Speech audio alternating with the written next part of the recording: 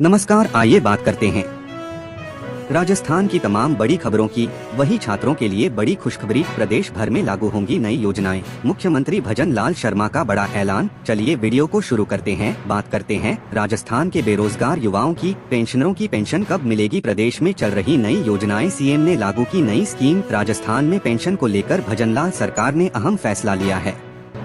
इसके तहत पेंशन के नियम में बदलाव किया गया है। मौसम विभाग के पूर्वानुमान के अनुसार 19 जनवरी व 20 जनवरी को पूर्वी राजस्थान के अलग अलग स्थानों पर बारिश की संभावना है। आईएमडी के अनुसार राजस्थान में 16 जनवरी तक शीतलहर बनी रहेगी। अगले 5 दिनों में तापमान में धीरे धीरे बढ़ोतरी होने से कड़ाके की सर्दी से राहत मिलेगी। लेकिन अगले 5 से 6 दिनों तक उत्तर पश्चिम भारत में सुबह के समय घना कोहरा जारी रह सकता है। इसी प्रकार से 19 जनवरी को पश्चिमी राजस्थान में घना से बहुत घना कोहरा छाए रहने की संभावना है, जिससे सुबह के समय दृश्यता 50 मीटर से भी कम हो सकती है। तापमान में उतार चढ़ाव के दिनों में कुछ क्षेत्रों में अलसुबह के समय घने कोहरे के साथ पाला पड़ने से फसलों को नुकसान होने की आशंका भी जताई गई है। मौसम विभाग के आंकड़ों के अनुसार बीते 24 घंटे में पर्यटन स्थल माउंट आबू में कड़ाके की सर्दी से जनजीवन प्रभावित रहा है। बुधवार को न्यूनतम तापमान में 3 डिग्री सेल्सियस की गिरावट आने से इस सीजन में पहली बार तापमापी का पारा जमाव बिंदु से नीचे -3 डिग्री सेल्सियस पर पहुंच गया, जिससे बुधवार का दिन इस सीजन का सर्वाधिक ठंडा दिन रहा। अधिकतम तापमान में भी 1 डिग्री सेल्सियस की गिरावट आने से तापमान 24 डिग्री सेल्सियस पर रहा। न्यूनतम पारा -3 डिग्री सेल्सियस पर पहुंचने से खुले मैदानों, उद्यानों और खेतों में पेड़ पौधों के पत्तों, सोलर प्लेटों, वाहनों की छतों व जलाशयों के किनारों पर सुबह बर्फ की गहरी परत जम गई। माउंट आबू के दूरदराज के गांवों में तो खुले स्थान बर्फ जमने से सफेद नजर आए। सुबह सूरज उगने के बाद ही लोग रजाइयों से बाहर निकले। दिन में आसमान साफ रहने से धूप निकली, लेकिन बर्फीली हवा चलने से धूप का असर फीका रहा। दिन भर शरीर को चुभने वाली शीतलहर ने लोगों को सताया। शाम ढलते ही फिर से लोगों को भारी ऊनी कपड़ों में लिपटने को मजबूर कर दिया।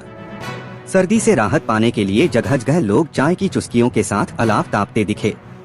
अगर आप कोई व्यवसाय करना चाहते हैं और आपके पास पैसे नहीं हैं, तो आप कर्ज लेने की सोचते हैं। लेकिन कर्ज लेने के लिए भी आपको कुछ गिरवी रखना पड़ता है। अगर आप किसी तरह का फाइनेंस लेते हैं तो आपको आय और गारंटी बतानी होती है। ऐसे में छोटे से व्यवसाय के लिए भी काफी पापड़ बेलने पड़ते हैं। लेकिन एक ऐसी सरकारी योजना है जिसके जरिए आप केवल अपने आधार कार्ड पर 90,000 रुपए का लोन ले सकते हैं। दिलचस्प बात यह है कि इसके लिए आपको किसी तरह की गारंटी भी नहीं देनी होगी। यह योजना केंद्र सरकार की है, जिसका नाम है पीएम स्वनिधि योजना, जिसके जरिए आप अपना छोटा व्यवसाय शुरू कर सकते हैं। इस योजना में 90,000 का लोन मिल सकता है। इस योजना के तहत लोन लेने के लिए आपको किसी तरह की गारंटी नहीं देनी होगी और आपको 90,000 रुपए का लोन मिल जाएगा। योजना के तहत आपको 3 किस्तों में लोन का पेमेंट दिया जाएगा। पहले छोटी किस्त दी जाएगी और जब आप उसको समय पर चुका देंगे तो आपको दूसरी और तीसरी लोन की किस्त दी जाएगी। पहले छोटा और बाद में अधिक पैसों का लोन किस्त दी जाएगी। आप व्यवसाय के जरिए कमाई कर किस्त के पैसे को आसान ईएमआई पर चुका सकते हैं। लोन का आवेदन मंजूर होने के बाद पहली किस्त में 15,000 रुपए, दूसरी किस्त में 25,000 रुपए और तीसरी किस्त में 50,000 रुपए दी जाएगी। केंद्र सरकार द्वारा यह लोन सुविधा कोरोना के समय शुरू किया गया था। यह विशेष रूप से छोटे व्यवसाय करने वालों के लिए ही बनाया गया था। पीएम स्वनिधि योजना के तहत आप किसी भी सरकारी बैंक से लोन के लिए आवेदन कर सकते हैं। आपको दस्तावेज के साथ अपना आधार कार्ड देना होगा। एक बार दस्तावेज जांच के बाद लोन अप्रूव कर दिया जाता है। सरकार ने इस योजना को 31 मार्च 2030 तक चलाने का फैसला किया है। राजस्थान की पूर्व मुख्यमंत्री वसुंधरा राजे ने सांसद के रूप में अपनी पदयात्राओं का जिक्र करते हुए गुरुवार को कहा कि पाप के छाले कभी उनकी राह नहीं रोक पाए।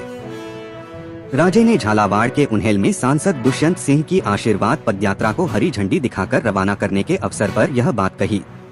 राजे ने कहा कि जब वह सांसद थीं तो पदयात्रा करती थीं। जब उनके पांवों में छाले पड़ जाते तो उन्हें पिन से फोड़कर आगे बढ़ जाती। उन्होंने कहा, मैं चलती रही उम्र भर दुआओं के साथ, पांव के छाले कभी मेरी राहें नहीं रोक पाए। पूर्व मुख्यमंत्री ने कहा, यह पदयात्रा इस क्षेत्र की उन्नति, विकास और आपके विश्वास की यात्रा है। ज्यादातर नेता चुनाव के समय आते हैं और चुनाव जीत कर चले जाते हैं। पूरे 5 साल एसी में रहते हैं, पर हम ऐसा नहीं करते। हम हमारे क्षेत्र को परिवार मानते हैं। हम क्षेत्र के लोगों को मतदाता नहीं, भाग्य निर्माता मानते हैं। राजे ने कहा कि सांसद दुष्यंत सिंह हमेशा जनता के बीच रहते हैं और सब जगह पहुंचने की कोशिश करते हैं। उन्होंने कहा कि यह यात्रा राजनीतिक यात्रा नहीं, बल्कि अपनों की यात्रा है। जनवरी से जुड़ने, जनता की आवाज सुनने और लोगों के सपनों को पूरा करने की यात्रा है। सांसद दुष्यंत सिंह ने कहा कि यह मेरा परिवार है। परिवार के बीच जाकर लोगों से रूबरू होने का अवसर मिलेगा। सभी ब्लॉकों में 2-2 दिन रुककर संवाद करेंगे। चारों विधानसभा क्षेत्रों के लिए 90 दिनों का रोड मैप तैयार किया गया है, जो जल्द सामने आएगा। सांसद दुष्यंत सिंह ने कहा कि सभी विधानसभा क्षेत्रों में जनता के बीच जाकर उनकी समस्याएं सुनी जाएंगी और उनका समाधान किया जाएगा। राजधानी जयपुर में लगातार बढ़ते ट्रैफिक जाम को लेकर पूर्व मुख्यमंत्री अशोक गहलोत ने राज्य सरकार पर गंभीर सवाल उठाए हैं। उन्होंने सोशल मीडिया पर लिखा कि जयपुर की जनता ट्रैफिक जाम से त्रस्त है और जवाब मांग रही है। गहलोत ने बताया कि शहर में प्रवेश करने वाली बसों को बाहर ही रोकने के उद्देश्य से बनाया गया हीरापुरा सैटेलाइट बस टर्मिनल पिछले 2 वर्षों से लगभग बनकर तैयार है, लेकिन सरकार द्वारा उद्घाटन नहीं किए जाने के कारण वह बंद पड़ा है। इससे शहर के भीतर भारी बसों का दबाव लगातार बढ़ रहा है और आमजन को जाम की समस्या झेलनी पड़ रही है। उन्होंने यह भी कहा कि जयपुर के लिए प्रस्तावित अन्य 4 सैटेलाइट बस टर्मिनलों का भी कोई अतापता नहीं है। कांग्रेस सरकार के दौरान मेट्रो विस्तार और सैटेलाइट टाउन कनेक्टिविटी जैसी योजनाओं को दूरदर्शी सोच बताते हुए गहलोत ने आरोप लगाया कि वर्तमान भाजपा सरकार ने इन योजनाओं को ठंडे बस्ते में डाल दिया है। पूर्व मुख्यमंत्री ने सवाल उठाया कि क्या राजनीतिक द्वेष के चलते जयपुर की जनता को ट्रैफिक के नरक में झोंका जा रहा है। उन्होंने सरकार से शीघ्र समाधान की मांग की। राजस्थान सरकार की 150 यूनिट फ्री बिजली योजना को लेकर नई चुनौती सामने आई है। यह योजना प्रधानमंत्री सूर्य घर योजना से जुड़ी है, जिसके अंतर्गत राज्य में प्रत्येक पात्र घर की छत पर 1.1 किलोवाट क्षमता का सोलर पैनल लगाया जा रहा है। दावा किया गया था कि इससे प्रतिमाह औसतन 150 यूनिट बिजली का उत्पादन होगा और उपभोक्ताओं को उतनी ही बिजली निःशुल्क उपलब्ध कराई जाएगी। हालांकि बिजली वितरण कंपनियों ने आशंका जताई है कि मानसून और सर्दियों के दौरान सूर्य प्रकाश कम होने से सोलर उत्पादन प्रभावित हो सकता है। यदि किसी माह सोलर पैनल से अपेक्षित बिजली उत्पादन नहीं हुआ तो शेष बिजली डिस्कॉम्स को बाजार से खरीदनी पड़ेगी, जिससे उनकी लागत बढ़ेगी। वर्तमान में सोलर से उत्पादित बिजली की लागत लगभग 3.25 रुपए प्रति यूनिट है, जबकि बाजार से खरीदी जाने वाली बिजली 4.50 रुपए प्रति यूनिट या उससे अधिक महंगी पड़ती है। डिस्कॉम्स का कहना है कि इस लागत अंतर से उन पर अतिरिक्त आर्थिक भार पड़ेगा। इसलिए वे चाहते हैं कि सरकार पहले से ही इसकी भरपाई का स्पष्ट प्रावधान करे, ताकि योजना के संचालन में किसी प्रकार का वित्तीय नुकसान न हो। दूसरी ओर सरकार का तर्क है कि सोलर उत्पादन में महीने दर महीने उतार चढ़ाव स्वाभाविक है। कुछ महीनों में उत्पादन कम हो सकता है तो कई महीनों में अपेक्षा से अधिक बिजली भी उत्पन्न होगी, जिससे संतुलन बना रहेगा। ऊर्जा विभाग के सूत्रों के अनुसार यदि यह विवाद लंबे समय तक चलता है तो योजना के फॉर्मूले में संशोधन किया जा सकता है। विकल्प के रूप में सोलर क्षमता बढ़ाने या सब्सिडी संरचना में बदलाव पर भी विचार संभव है। फिलहाल उपभोक्ताओं को 150 यूनिट तक मुफ्त बिजली का लाभ मिल रहा है, लेकिन भविष्य में नीति में बदलाव की संभावना से इनकार नहीं किया जा सकता। राजस्थान की सियासत में मतदाता सूची पुनरीक्षण सर पर महाभारत छिड़ गई है। पीसीसी चीफ गोविंद सिंह डोटासरा और नेता प्रतिपक्ष टीकाराम जूली ने गुरुवार को जयपुर में संयुक्त प्रेस कॉन्फ्रेंस कर सरकार और प्रशासन पर वोट चोरी का संगीन आरोप लगाया है। डोटासरा ने अपने चिरपरिचित अंदाज में अधिकारियों को चेतावनी दी है कि अगर लोकतंत्र के साथ खिलवाड़ हुआ तो अंजाम बुरा होगा। डोटासरा ने सीधा जिला कलेक्टर्स को निशाने पर लेते हुए कहा, अगर नियमों से परे जाकर किसी अधिकारी ने गड़बड़ की तो हम उनकी पुंगी बजा देंगे। उन्होंने आरोप लगाया कि बीजेपी के नेता और कार्यकर्ता बूथ लेवल ऑफिसर पर दबाव बना रहे हैं। डोटासरा ने लक्ष्मणगढ़ का उदाहरण देते हुए कहा कि नौरंग चौधरी नाम का बीजेपी कार्यकर्ता बीएलओ के यहाँ फॉर्म फेंक कर जाता है और जबरन नाम जुड़वाता है। डोटासरा ने प्रेस कॉन्फ्रेंस में एक चौंकाने वाला दावा किया। उन्होंने कहा कि कुछ अधिकारी तो बीएलओ का ओटीपी तक ले रहे हैं और बल्क में नाम जोड़े जा रहे हैं। डोटासरा के मुताबिक हर बूथ पर 50 से 50 नए नाम जोड़ने का टारगेट दिया गया है। किसका नाम काटना है और किसका जोड़ना है, यह पहले ही तय हो चुका है।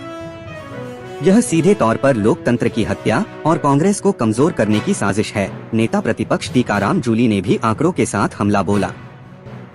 जूली ने कहा, मैं करीब 28,000 वोटों से चुनाव जीता हूं और हैरानी की बात देखिए कि मेरे ही क्षेत्र में करीब 28,000 नाम काट दिए गए हैं। उन्होंने सवाल उठाया कि जो नए नाम जोड़ने के फॉर्म आए हैं, वे किसने दिए और किसने जमा किए। प्रशासन के पास इसका कोई जवाब नहीं है। जूली ने मांग की है कि ऑफिस के सीसीटीवी फुटेज जब्त कर इसकी उच्च स्तरीय जांच हो। नेता प्रतिपक्ष टीकाराम जूली ने तीखे तेवर अपनाते हुए कहा कि अगर बीजेपी को जीतने की इतनी ही भूख है तो फिर चुनाव ही बंद करवा देने चाहिए। उन्होंने फर्जीवाड़े की परतें खोलते हुए बताया, 500 से 500 प्रिंटेड फॉर्म्स के जरिए नाम काटे जा रहे हैं, जबकि उनमें मोबाइल नंबर तक नहीं है। कानूनन मोबाइल नंबर अनिवार्य है। उन्होंने सरकारी दफ्तरों के फुटेज जब्त करने की मांग की ताकि पता चले कि फॉर्म कौन जमा कर रहा है। जूली को आशंका है कि पोल खुलने के बाद अब बीजेपी के लोग इन फॉर्म्स को वापस ले जाना चाहते हैं। उन्होंने कलेक्टर्स को चेताया, ये फॉर्म अब सरकारी प्रॉपर्टी हैं, एक भी कागज बाहर नहीं जाना चाहिए। ऐसा दुस्साहस पहले कभी नहीं हुआ। उन्होंने यह भी कहा कि अगर आज जांच नहीं हो रही तो यह न समझें कि कभी नहीं होगी। गलत करने वाले अफसरों को हम भविष्य में भी नहीं छोड़े।